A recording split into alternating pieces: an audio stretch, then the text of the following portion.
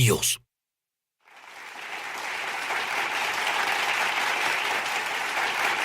Hola, ¿sabes? Mi invitado, el Dr. Michael Brown, retrocediendo unos 30 años, no conozco un mejor erudito en el mundo, en el planeta. El Dr. Brown tiene un diploma de la Universidad de Nueva York en lenguas semíticas. Él habla, lee y escribe al menos una docena de lenguas. Memorizó una gran parte del Antiguo Testamento en hebreo.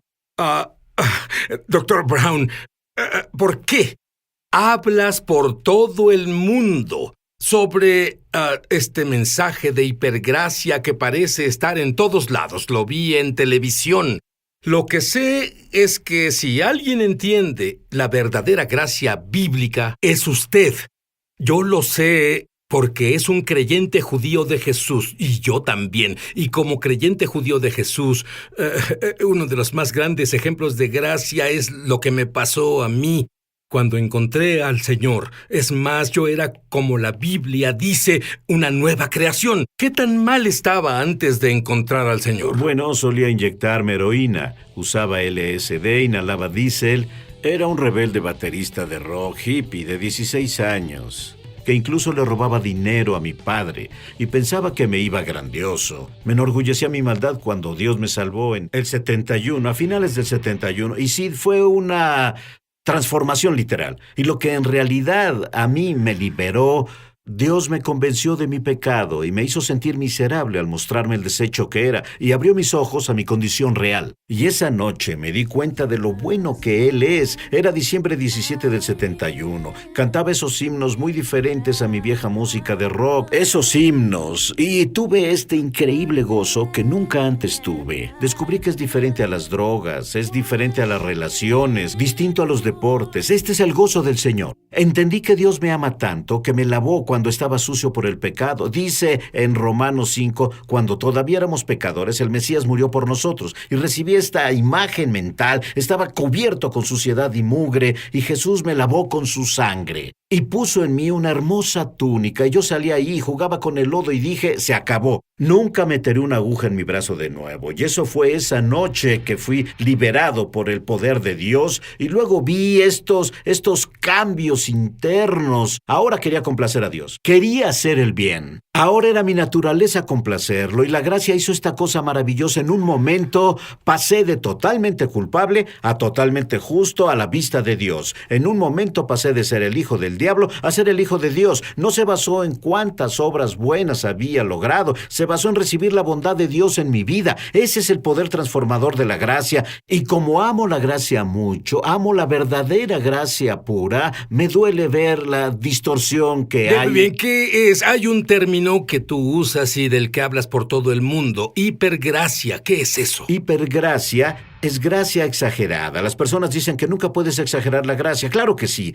Es gracia con agregados. Es gracia yendo más allá de lo que la palabra dice. Es gracia donde tienes que cortar una porción de escrituras. Es una mezcla. Es gracia infectada, distorsionada. Y aquí la cosa. No la llamo gracia falsa, porque hay una maravillosa verdad que muchos predicadores de la gracia brindan, y dicha verdad está liberando personas. Las libera de la culpa y la condenación y legalismos. Se dan cuenta que son aceptados por lo que Jesús hizo y son libres. Hay una verdad maravillosa, pero es predicada con agregados, distorsión, exageración, y la envenenan con eso.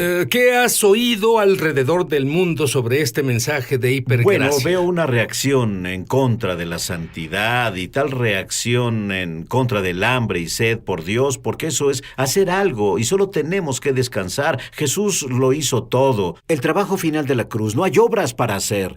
Y ellos predican contra el arrepentimiento, predican contra la convicción del pecado, predican contra la confesión del pecado, predican contra el dar cuentas de tu vida. Eso es solo legalismo, solo son mandamientos. Odias la gracia, eres predicador de leyes, eres un fariseo. Eso te dicen. Veo división. Veo engaño espiritual, veo personas con pecado en su vida, y esto es lo interesante.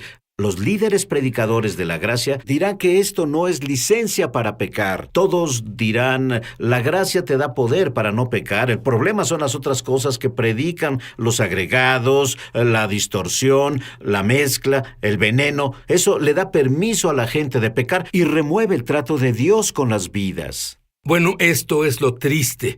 Muchas personas que caminaban en verdadera pureza, en verdadera santidad, al ser expuestos a este mensaje, ellos es todo lo que el diablo necesita.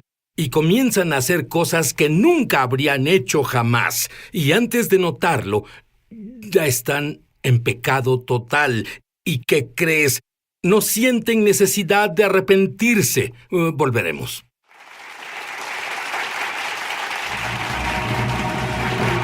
Ya volvemos a Es Sobrenatural. Muchos televidentes han dado testimonio de milagros, señales y maravillas, y también de sanaciones como resultado de ver Es Sobrenatural. Por la economía, la salud y nuestras circunstancias legales, enfrentamos la pérdida de nuestro hogar por ejecución. Durante una transmisión televisiva de Es Sobrenatural, Paul Maguire vio directamente a la cámara. Proclamó que tus televidentes experimentarían un evento sobrenatural muy pronto. Nos sorprendió esa declaración y nos sentimos animados por la promesa.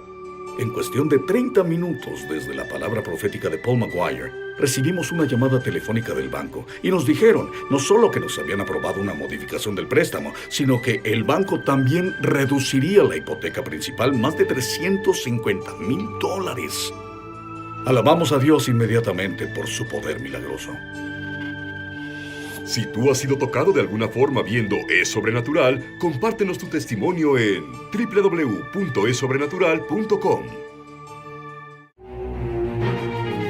Estamos de regreso a su programa Es Sobrenatural.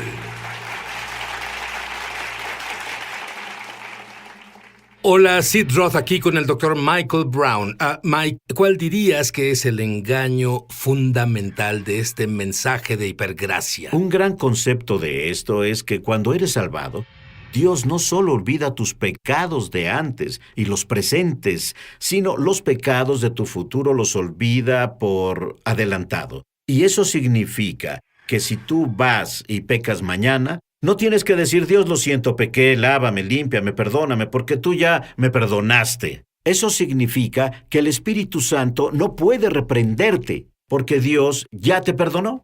Eso significa que no importa lo que hagas, no puede afectar tu relación con Dios o tu posición con Dios, porque ya fuiste pronunciado, perdonado. Eso significa que si tú o yo hacemos algo atroz y Dios dice que no lo entristece, porque Él ya ni lo ve, ya que Él te ve siempre perfectamente justo. Y entonces tú nunca tienes que lidiar con el pecado. Pero espera un segundo, ¿son blogueros alternativos quienes dicen estas cosas o son los principales maestros de la gracia los que dicen lo que mencionas? Eso es fundamental.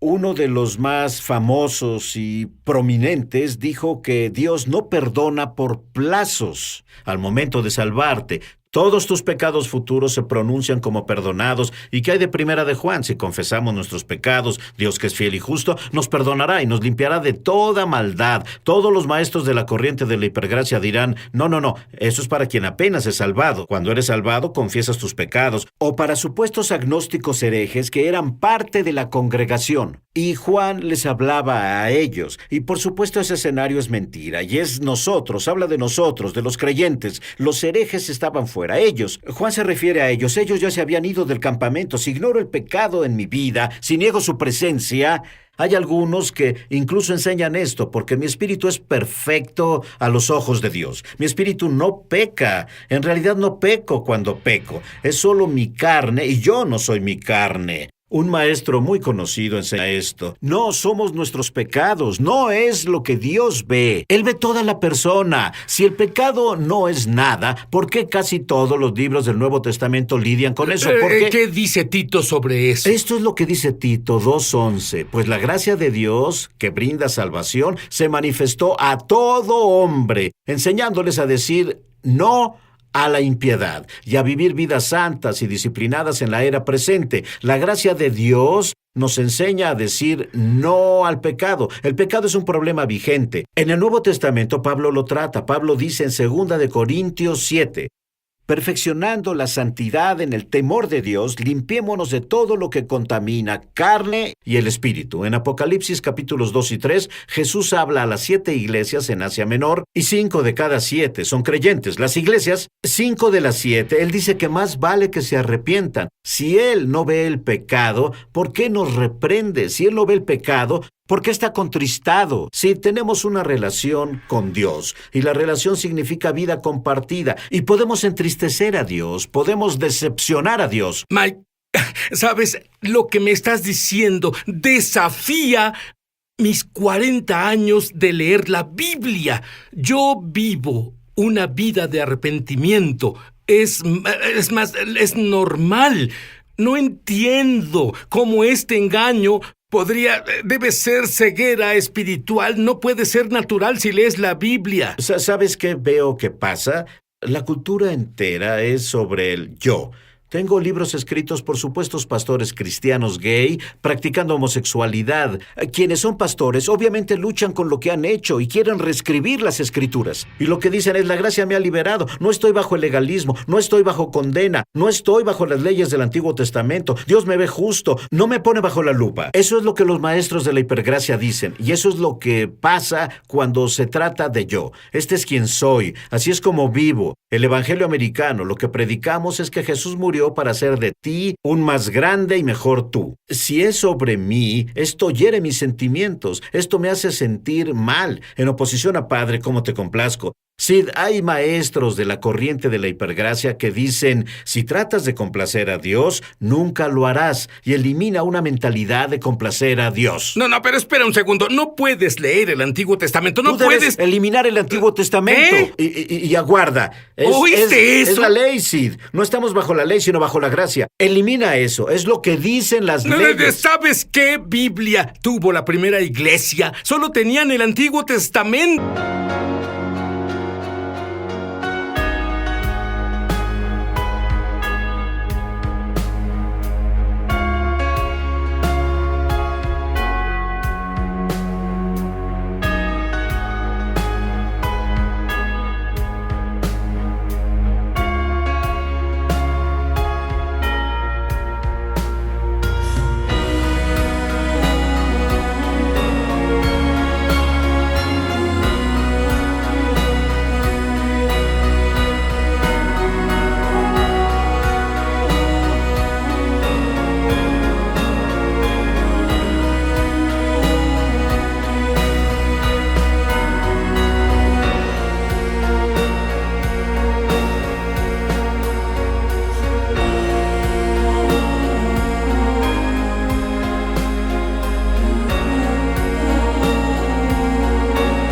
¿Te das cuenta de eso? Y no fueron holgazanes. ¿No te gustaría operar en el poder que ellos operaban? Mira, la conclusión es: Pablo predicó la gracia, usando el Antiguo Testamento como su Biblia. Pero los maestros de la hipergracia tienen un gran problema. En el Padre Nuestro, Jesús nos enseña a orar: Padre, perdónanos como hemos perdonado. No, eso no es para nosotros. Ahora elimina esas palabras de Jesús. Eso fue para los judíos. En los días de Jesús y cualquier cosa que Jesús enseñó antes de la cruz, no se aplica a nosotros. El Sermón del Monte es la ley con esteroides para hacer que las personas que guardan la ley estén en frustración. No es la gracia. Y esto es lo que los maestros de la corriente de la hipergracia están exponiendo. De acuerdo, es una corriente moviéndose hacia... ¿A todos al final serán salvados, incluyendo el diablo? Oye, digamos esto: la corriente sigue moviéndose lejos de la gracia bíblica, continúa distorsionándose, así que los márgenes ya están ahí. ¿Y qué tan lejos llega? Tengo libros de autores llamados cristianos que dicen que la verdadera gracia significa que todos serán salvados. La verdadera gracia significa que no hay infierno, y uno de ellos ha ido tan lejos, comenzó con una pasión por un avivamiento de arrepentimiento, echó eso hacia un lado y ya comenzó a predicar el mensaje de la hipergracia. Ahora dice: el diablo está más allá de los límites de la gracia de Dios, y ahí es donde los límites van a dar... Ya sabes, cuando digo puede ser el engaño del final de los tiempos que hará que millones se alejen del Señor en los últimos días, como la Biblia dijo que pasaría. Tú decides, volveremos. Ya volvemos a Es Sobrenatural. Muchos televidentes han dado testimonio de milagros, señales y maravillas, y también de sanaciones como resultado de ver Es Sobrenatural. Mi esposo comenzó a ver tu programa hace poco más de un año. Yo me resistía mucho a ver el programa. Comencé a ver un gran cambio en la forma de ser y hablar de mi esposo y un cambio drástico en él que nunca había visto al asistir a nuestra iglesia por más de 4 años. El Señor tomó el control y dejó a mi esposo con un hambre y sed mayor. Yo quería lo que él tenía. Ambos hicimos un compromiso de ver todos los episodios disponibles. Compramos todos los recursos que pudimos de tu ministerio. Nuestra relación con Dios ha crecido sobrenaturalmente. Tu ministerio totalmente trajo un cambio y nos transformó y a nuestro matrimonio. Si tú has sido tocado de alguna forma viendo Es Sobrenatural, compártenos tu testimonio en www.esobrenatural.com. Estamos de regreso a su programa Es Sobrenatural. Estoy aquí con el Dr. Michael Brown y no vas a creer lo que me dijo durante la pausa comercial. Las personas de la hipergracia están abogando no solo para eliminar el Antiguo Testamento. Oye esto, además eliminar las palabras de Jesús. Explícalo. Un maestro de la hipergracia en realidad dijo esto: citó a la sociedad bíblica. No conozco de qué sociedad bíblica habla, pero la sociedad bíblica cometió un terrible error. Cuando pusieron el Antiguo Testamento con el Nuevo Testamento, confundió a las personas. Otro maestro líder de la hipergracia, lo vemos en la televisión y los libros. Tiene una serie que enseña la diferencia entre el Dios del Antiguo Testamento, el Dios cruel y enojado del Antiguo Testamento y el Dios del Nuevo Testamento. El Dios del Antiguo Testamento es el Padre de Jesús, y es asombroso que se confundan, pero algunos enseñan en esa corriente que lo que Jesús dijo antes de la cruz es para el pueblo judío, que lo escuchaban. Les enseñó para que se dieran cuenta de su justicia legalista y cómo ésta falla, y vieron su necesidad de su gracia, pero eso no aplica a nosotros ahora. Entonces, ¿por qué Jesús dice en Juan 15, si permanecen en mí y mis palabras en ustedes, pide lo que quieras y se te concederá? Porque Jesús dice en la Gran Comisión en Mateo 28, la forma de hacer discípulos es para enseñarles a observar todo lo que les he mandado. ¿Qué dice en Juan 14? ¿Que el Espíritu Santo traerá la memoria de todo lo que enseña? Porque de hecho los autores del Evangelio trabajaron por años para poner en orden sus vivencias y luego publicarlas, y porque esas palabras fueron preciadas para los primeros creyentes y fueran solo para judíos, cito, antes de la cruz, y es una locura. Y sí significa que las demandas de Jesús, toma tu cruz y sígueme, no tengo que preocuparme, significa que sobre las parábolas de responsabilidad y tener que pararme ante Dios, ya no tengo que preocuparme porque me hace sentir incómodo y me hace sentir condenado. Lo que hay que hacer no es quitar esos pasajes, sino cimentar a las personas en la seguridad del amor de Dios. Dios no está ahí con la vara para golpearte. Él demostró su amor al morir Jesús por ti, a menos que tú le des la espalda y te alejes de Él. Él está por ti, no contra ti, y ha prometido guardarte. Cuando viajo en avión, que es muy frecuente, yo no me preocupo que se caiga el avión. Me siento muy confiado de que llegaremos seguros, y a menos que trate de abrir la puerta de emergencia y saltar, puedo dormir y descansar. Hay una sensación por la cual descansamos seguros en el Señor, y Dios quiere que todos sepan, Dios quiere que conozcamos lo profundo de su amor, Dios quiere que sepamos que en nuestro peor día aún nos ama y le importamos. Pero sí, cuando eliminamos a Dios, al lidiar con el pecado, cuando eliminamos los desafíos de Jesús, hay quien dijo la espiritualidad es completamente sin esfuerzo. Bueno, cuando Pablo dice, corre tu carrera con perseverancia, corre para ganar, tienes que desechar eso y luchar para superarlo. Pero ¿y por qué aún no lo entiendo? ¿Por qué buenos hombres que aman a Dios enseñan este mensaje a medias en vez del mensaje completo? Lo cual causa un total engaño. Hay dos cosas. Una, se quedaron atrapados en la gloria de la gracia de Dios. Lees Efesios 1 y lees Efesios 2 al estar muertos en el pecado y nos sienta juntos en lugares celestiales. Jesús es impresionante, el poder de la gracia, la belleza de la gracia, la gloria de la gracia. Dice que Él nos prodiga su gracia. Esto es asombroso. Y se quedaron atrapados en eso. Pero es casi como un globo de helio que vuela lejos y pierde su conexión porque no está atado al resto de las Escrituras. No tiene la apreciación correcta para el uso del Antiguo Testamento. No tiene la apreciación correcta para las palabras de Jesús. Y parte de lo que Pablo dice, que tienen que cortarlo. Y es mucho más fácil en la carne. ¿Qué te parece esta dieta, Sid? Come todo lo que quieras y no tienes que ejercitarte y seguirás tan sano y en forma. Eso Inscríbeme. Exacto. Es lo que sucede. Las personas se inscriben en cantidades muy bien. masivas. Santificación. ¿Qué significa la palabra santificación? Santificación significa ser apartado. Te vuelves santo, ser entregado a Dios. Y las Escrituras lo dejan claro al momento de ser salvados. Somos apartados como santos santificados. Por eso es que nos llaman santos en el Nuevo Testamento. Santo Sid, Santo Mike. No tenemos que esperar a que una iglesia nos canonice. Nos llamamos santos al ser salvados. Y somos santificados al ser salvados. Hay santificación continua. En 1 de Tesalonicenses 4, Pablo dice, la voluntad de Dios es que sea santificado. Ahora vívela. Vive una vida santa. Abstente del adulterio, abstente de robar, abstente de la inmoralidad. Vive una vida santa. Dale los miembros de tu cuerpo a Dios. Y luego una última santificación donde resucitaremos y seremos perfectos.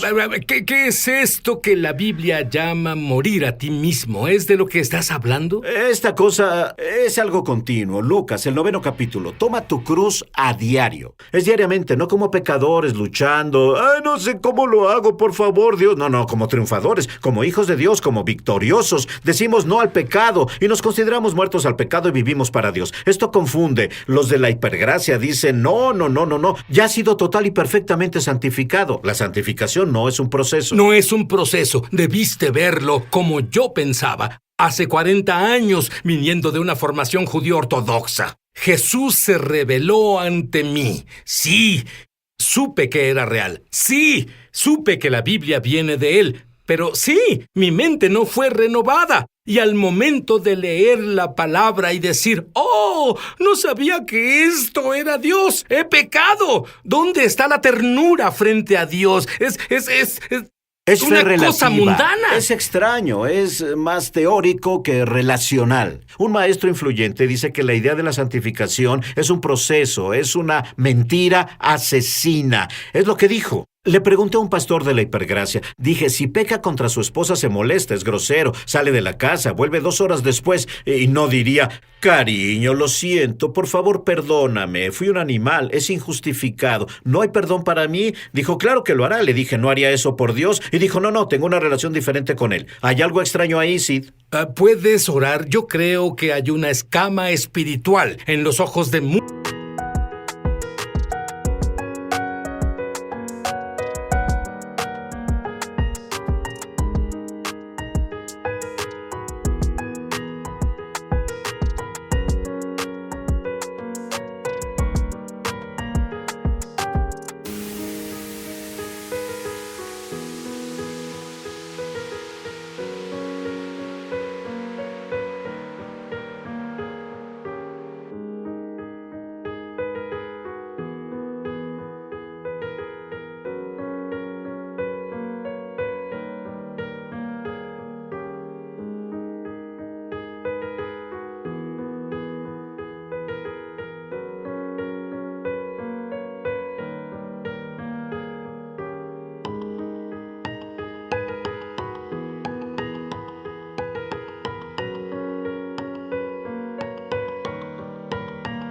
muchos cristianos y creo que serán liberados ahora mismo mientras oras por ellos.